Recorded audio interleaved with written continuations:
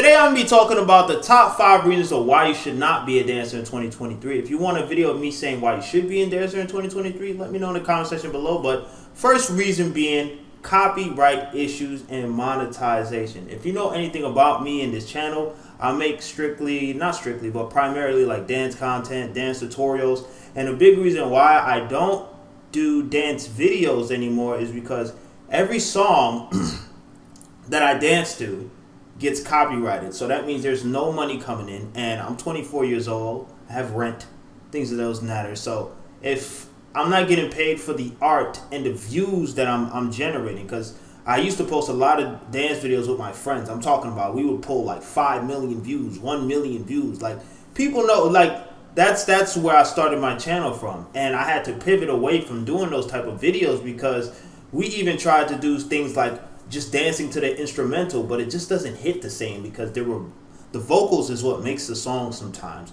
and not just the beat. So when you take the vocals out of the song and you just dance to the instrumental, it feels empty. You know what I'm saying? So dancing to a song and bringing in 5 million, 6 million views, and then seeing $0 from it is just like demoralizing. And it's like, damn, I'm doing all of this to I'm getting the views, I'm getting the exposure, and it's just, you don't get the entire reward of it. You're just getting the views, the subscribers, and no money is coming from it. And as you're growing up, you know, money is a thing that you need to exist. So with that being said, monetization and copyright is just like, they go crazy on YouTube, Instagram, everywhere with that.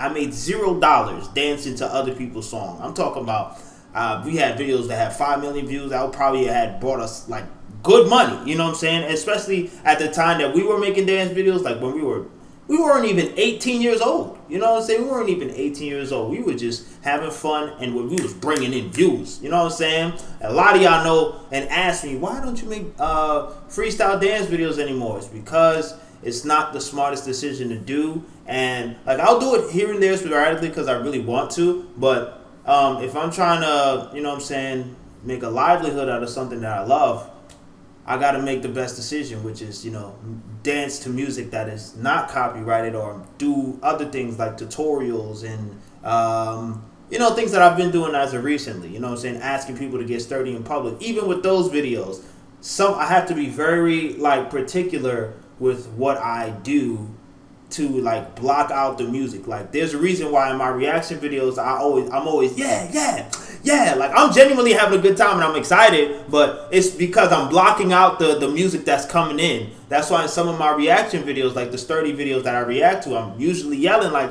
90% of the video because the music will get copyrighted, and we don't want that.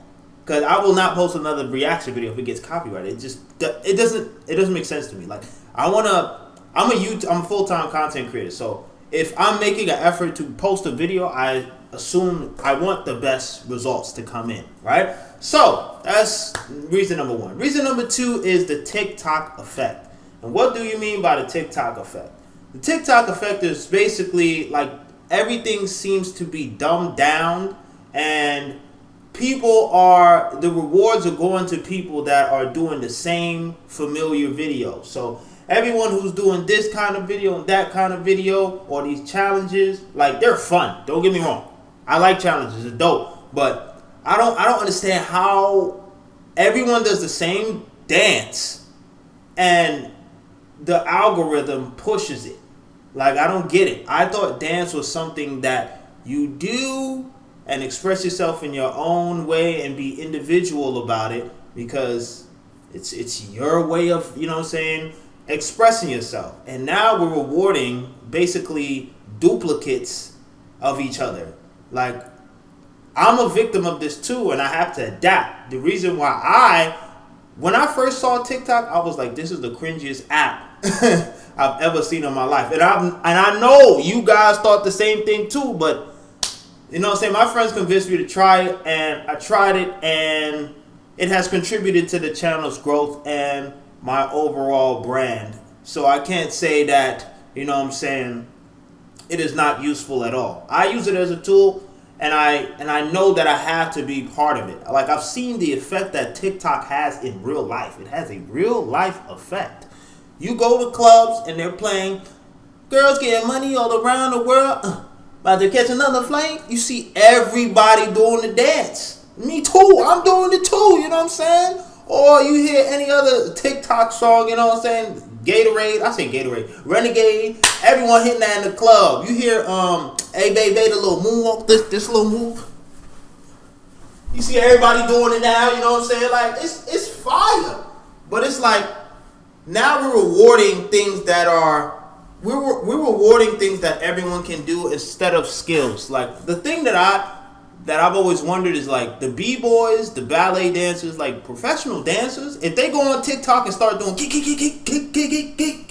all this crazy stuff, they'll get 1 view, 2 views, 3 views. Because it's like, okay, you're trying too hard, buddy. No, we're not trying too hard. That's how we dance.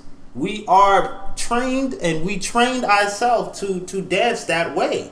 You know what I'm saying? And it's frustrating to see that the things that we work so hard for become undermined. You know what I'm saying? So you got these simple TikTok dances that go stupid viral, and if you copy it and do it on your page, they go stupid viral too. It's like, damn, I bust my ass to learn how to dance for this many years, and we're just backtracking and rewarding things that everyone can do. Like, it diminishes the skill, the skill level. You know what I'm saying? It's like, okay, I can't count the amount of times I was told to do a promo to somebody's songs and people was like, oh, this dance is too hard. Make it simple so that everyone can do it. I'm like,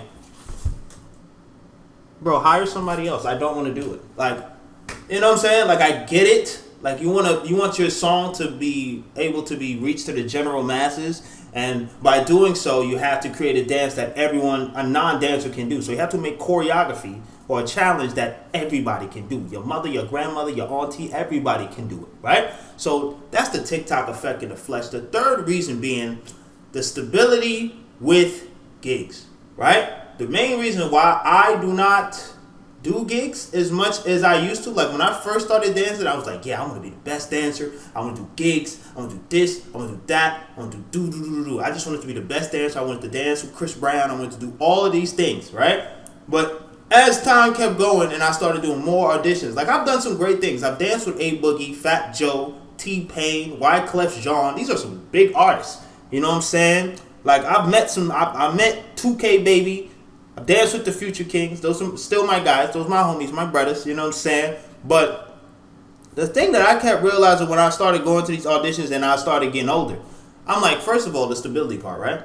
If I wanted to do something, right, and I always have to, it's like being in a tournament. You have to compete to get to be a backup dancer, to be this, that, and you gotta be on your P's and Q's all the time, which is not bad. You know what I'm saying? Like, I'm competitive myself, but if I have to be competitive to live, that's different, because there's always gonna be somebody that's better than you. You know what I'm saying? And I'm just like, damn.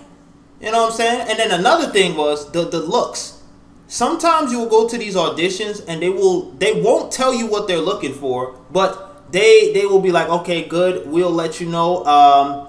You'll go to audition and they'll be like, okay, we'll let you know how you did and thank you for coming, right? Like, you'll do these casting calls for, like, agencies like Block or what's the other one? MSA, all these other things, right? But you gotta look a certain way. Like, me coming in with blue dreads, red dreads, they like, okay, how are we gonna match this guy with the other dancers in the group dancing behind someone like Chris Brown or any other popular Pop Smoke, A Boogie, you know what I'm saying? Anybody, right? The reason why they care so much about the look, and I get it, is because if you look a certain way, you're not blending in with the other dancers, the other backup dancers that's in the scene. First of all, you're gonna stick out, right? They might pay attention to you more than the artist, you know what I'm saying? Because you over here dancing your ass off, and you got blue and red hair, so you're like, who's this guy dancing? You're not even looking at Breezy anymore. You're looking at me, because my hair is blue and red, and everyone else's hair is regular black. You know what I'm saying? And just looks part of the group. Now you're sticking out like a sore thumb. You know what I'm saying? So any mistake that you make or any movement that you make, the eyes is on you the whole time, because they have no choice but to see the anomaly. They're like, okay, what's this guy up to? You know what I'm saying? He looks different. You know what I'm saying? So the attention is automatically going to go for you. So the individuality that comes with, you know what I'm saying, gigs and stuff like that. Like I was told, like me personally, I don't know if you've experienced this before, if any dancers watching this video, but I remember I've done a few gigs and they told me, do you mind dyeing your hair black for this one video or for this one performance? I'm like, I can't do this gig. I am not doing that. I've done that a few times and I felt horrible doing it because I felt like I was sacrificing a part of myself just to do this gig. And then the gig would pay like $200. Like, what am I going to do with that? You know what I'm saying? The gig money is sometimes it's Duke and it's unstable. You know what I'm saying? Like if you're in a cast, in an agency, your money is going to be better. If you're SAG, if you're AFTRA, which is like being an A class, you know what I'm saying? In the A-class agency, things of that nature, you know what I'm saying? You're going to get better gigs and you're going to have access to gigs that not a normal person without an agency will have, right? And that's the benefit of being in an agency and having those connections, right? You get to have these gigs, like perform and be on tour. Being on tour is like the best thing ever because that's stable money coming in. That's stable money coming in, but you got to be the top of the top dancer and then you have to look a certain way, right?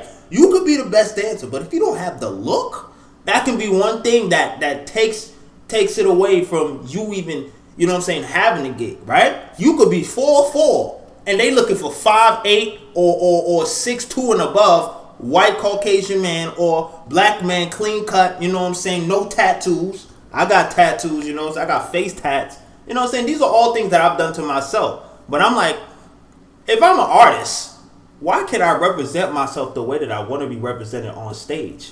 And you just give me the gig. I feel like if we lived in a world like that, I probably would have been more susceptible to doing gigs and things of that nature. But I couldn't stand the fact that I had to look a certain way half of the times to you know what I'm saying, to be in a gig, and that started to turn me off. And I was like, man, let me just figure it out and do stuff my own way. So I started doing teaching. I started teaching at after school programs and things of that nature. And I started taking YouTube more seriously. Now I can do things the way I want to do it. Not entirely, but I'm grateful for the way that things turned out and, you know, being able to talk to you guys. You know what I'm saying? So that's reason number 3. If you guys can relate, let me know. Number 4 is inevitable comparison, right? Comparison is the key to miserable thoughts and just being unsatisfied with life, right? If you're on social media, if you're on Instagram, I could speak for myself heavy on this. There's always going to be like a level of inadequacy because you've seen all your other dancer friends do all these amazing things and you're like, damn, why am I not getting picked? You know what I'm saying?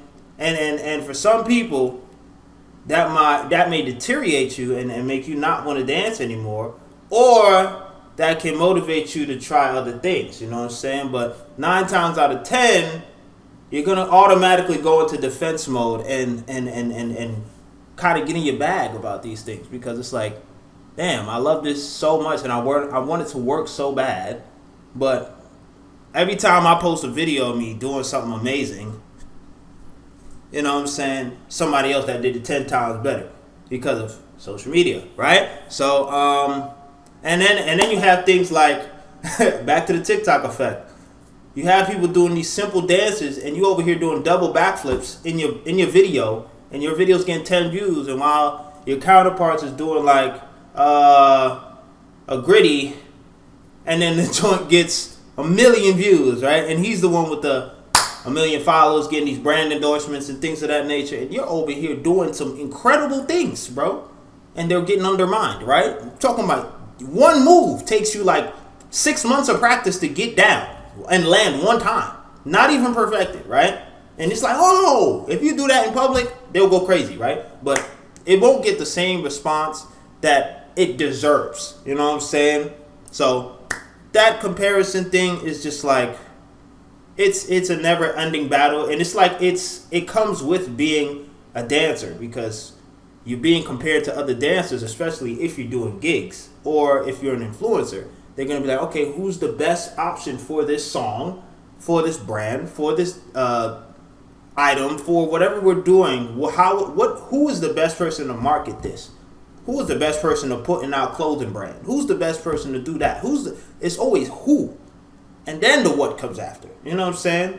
Or the what can come first, and there's always a who. The who will always be a factor, especially now, right? Numbers matter. So that's automatic comparison, right? If you don't have a certain amount of numbers, you're going to get compared. Going to get compared, no matter how big. If everyone had 1 million followers, you're going to get compared based on what you're doing, right? The brackets, right? Okay? And last but not least, you have my biggest concern is we're making content instead of making art, right? I'm a victim of this too because it's my livelihood. I have to adapt, right? So on my spare time, I dance. But if I go out my way and try to make a video about me dancing and training and going to clubs and dancing how I usually would dance, a lot of people don't even know I can dance. They'd be surprised when I throw down some of the flips and, you know what I'm saying, and pop and do some of these things that I do because they're like, damn, Heck could dance. I'm like, yeah. You know what I'm saying? But so much things have changed, especially with YouTube, Instagram, all social media platforms, to the point where it's very hard to build a community, and you have people who have millions of followers who are getting shitty views because of the algorithm change. You know what I'm saying?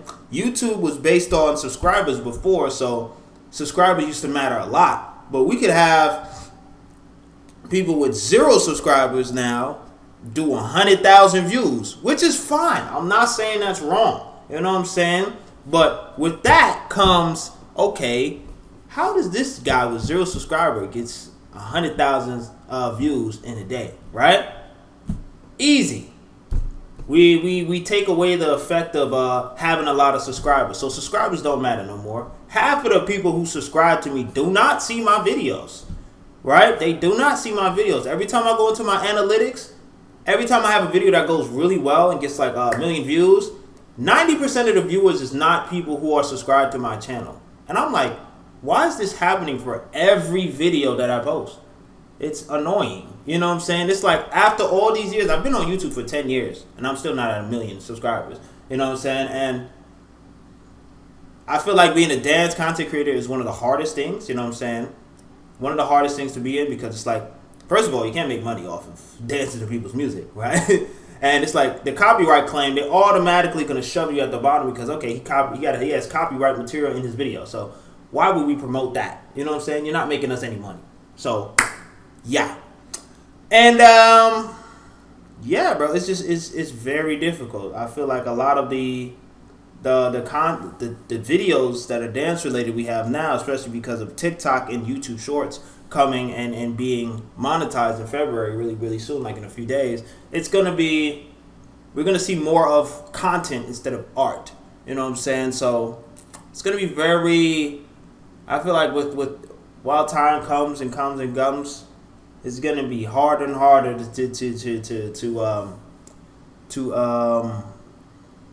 make art.